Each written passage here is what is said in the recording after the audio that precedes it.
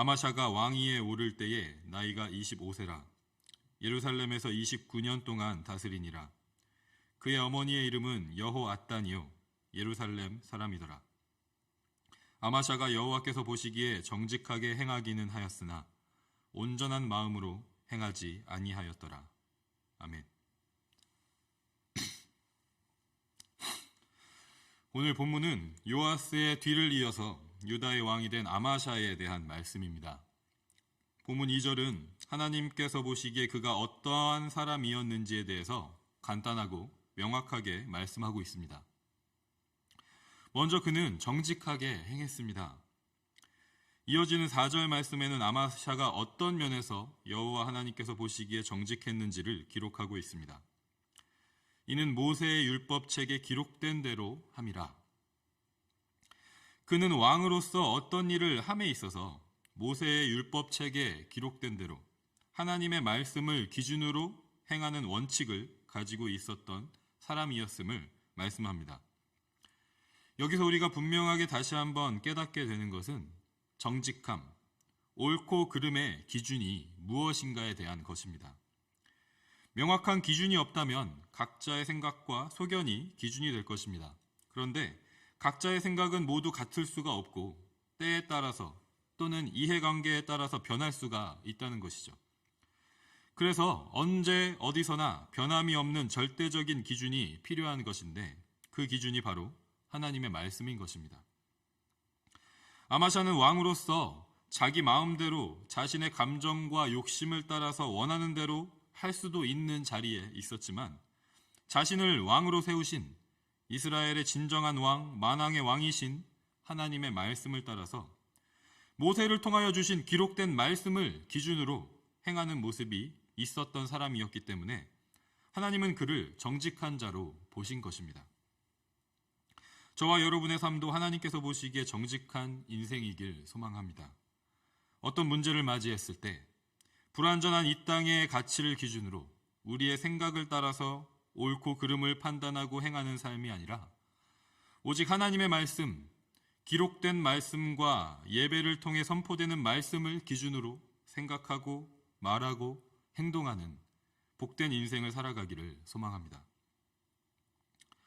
그런데 오늘 본문은 아마샤가 하나님께서 보시기에 정직하게 행했지만 온전한 마음으로 행하지는 않았다고 말씀하고 있습니다. 그리고 이어지는 말씀에서 아마샤의 온전하지 않은 마음이 어떤 모습으로 나타나는지를 기록하고 있습니다. 먼저 아마샤는 북이스라엘 군대의 힘을 의지하려 했습니다. 6절을 보면 그는 북이스라엘 군인 10만 명을 용병으로 고용합니다. 전쟁에서의 승리를 위해서 하나님만을 의지한 것이 아니라 하나님께서 기뻐하지 않으시는 우상을 섬기는 북이스라엘의 힘을 의지한 것입니다. 이때 하나님께서는 어떤 하나님의 사람을 보내셔서 아마샤에게 말씀하십니다. 왕이여, 이스라엘 군대를 왕과 함께 가게 하지 마옵소서. 여호와께서는 이스라엘 곧 온 에브라임 자손과 함께 하지 아니하시나니 왕이 만일 가시거든 힘써 싸우소서. 하나님이 왕을 적군 앞에 엎드러지게 하시리이다. 하나님은 능히 돕기도 하시고 능히 패하게도 하시나이다. 그 하나님의 사람은 아마샤가 이스라엘 군대와 함께 가서 싸우면 패배할 것이라는 말씀과 오직 전쟁의 승리는 하나님께 달려있다는 말씀을 전합니다. 아마샤는 그 말씀을 듣고 자신이 고용한 이스라엘 군대를 돌려보내게 됩니다. 그런데 한 가지 주목할 만한 사실은 9절에 아마샤가 그 군대를 고용하기 위해 사용했었던 100달란트에 대해서 고민하고 있다는 점입니다. 하나님의 말씀을 들었지만 눈앞에 보이는 금전적인 손해가 그의 마음을 사로잡고 있는 것입니다.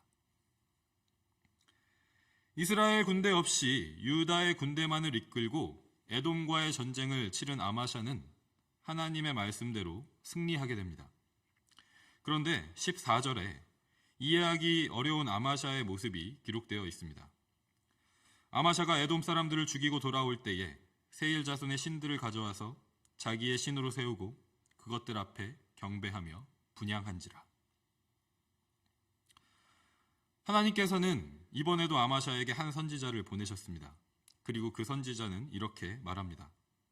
저 백성들의 신들이 그들의 백성을 왕의 손에서 능히 구원하지 못하였거늘 왕은 어찌하여 그 신들에게 구하나이까? 하지만 이번에는 아마샤가 그 선지자의 말을 끝까지 듣지 않고 거부합니다. 아마샤에 대한 이런 기록을 보면 그의 온전하지 않은 마음이 어떤 모습인지를 알 수가 있습니다. 그에게는 분명히 하나님의 말씀을 따라서 정직하게 행하고자 하는 마음이 있었습니다. 그리고 어떤 일에 대해서는 분명히 그렇게 행하는 모습도 있었습니다. 그런데 그의 마음에는 또한 하나님이 아닌 다른 힘을 의지하는 마음도 있었습니다. 하지만 그러다가도 하나님께서 말씀하시면 돌이키는 모습도 있었습니다. 그런데 그 가운데서 눈앞에 보이는 당장의 손해를 아까워하는 모습도 있었습니다. 또한 하나님께서 도와주셔서 전쟁에서 승리했음에도 불구하고 승리를 하자마자 하나님이 아닌 다른 우상을 섬기는 모습도 있었습니다. 그리고 더 이상 하나님의 말씀을 들으려고 하지 않는 강팍한 모습도 있었습니다. 이런 모습을 보면 도대체 아마샤라는 사람은 어떤 사람인지, 왜 이렇게 변덕이 심한지 의문을 갖게 될 수 있고 앞뒤가 맞지 않는 것 같은 모습이 당황스럽게 보이기도 합니다. 그런데 가만히 생각해 보면 이런 아마샤의 모습이 바로 나의 모습이라는 것을 깨닫게 되는 것 같습니다. 하나님 앞에서 온전하지 않는 나의 마음, 나의 생각, 나의 선택, 나의 말과 행동을 수도 없이 많이 발견하게 되는 것이 우리의 인생인 것입니다. 하나님의 말씀을 따르는 것 같으면서도 동시에 이 땅의 가치를 따르고 하나님만을 의지하는 것 같으면서도 동시에 다른 힘을 의지하고 일이 조금만 잘 풀리면 하나님을 떠난 듯한 모습으로 살아가고 이렇게 온전하지 않은 마음, 온전하지 않은 모습이 우리의 모습인 것을 우린 겸손하게 돌아볼 수밖에 없다는 것입니다. 그렇다면 우리가 온전한 마음으로 행하기 위해서 필요한 것은 무엇일까요? 본문 2절에 온전한이라는 말로 번역된 히브리어 원어는 샬렘이라는 단어입니다. 우리가 잘 아는 샬롬, 평화라는 단어와 어원이 같습니다. 그래서 샬렘은 온전한 제물, 온전한 제단과 같이 하나님께 드리는 제사와 관련하여서 많이 사용되었고 그 제사의 결과로 나타나는 하나님과의 평화, 하나님과의 화목을 나타내는 단어로 많이 쓰였습니다. 따라서 온전한 마음은 하나님과의 온전한 관계, 하나님과 우리 사이의 평화, 화목한 상태를 말하는 것입니다.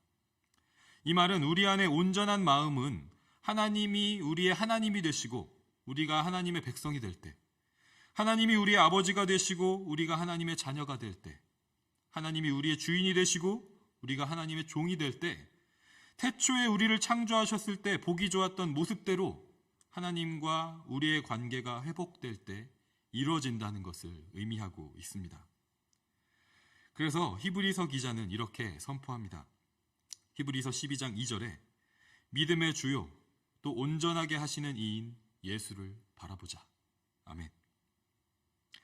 왜냐하면 히브리서 10장 14절의 말씀처럼 예수 그리스도께서 십자가에서 단 한 번의 제사로 우리를 영원히 온전하게 하셨기 때문입니다. 이 아침에 우리가 예수를 바라보기 원합니다. 하나님 앞에서 불완전하고 변덕스럽고 기준을 잡지 못하는 우리의 죄된 모습을 회개하고 우리 스스로는 온전한 마음으로 행할 수 없음을 겸손하게 주 앞에 고백하면서 오직 예수 그리스도의 십자가로 우리가 하나님의 거룩한 백성으로 영원히 온전하게 됩니다 라고 찬양하고 고백하고 선포하는 이 아침이 되기를 간절히 소망합니다. 그래서 하나님과의 화목함, 그 평화를 누리며 오늘도 주어진 삶의 여러 순간들 가운데 온전한 마음으로 생각하고 선택하고 말하고 행동하는 거룩한 하나님 나라의 백성, 하나님 보시기에 기쁨이 되는 하나님의 자녀로 주님께 영광 돌리는 우리 에드몬튼 하인장로교회 공동체 모든 지체들, 성도님들 되시기를 주님의 이름으로 간절히 축복하고 소망합니다.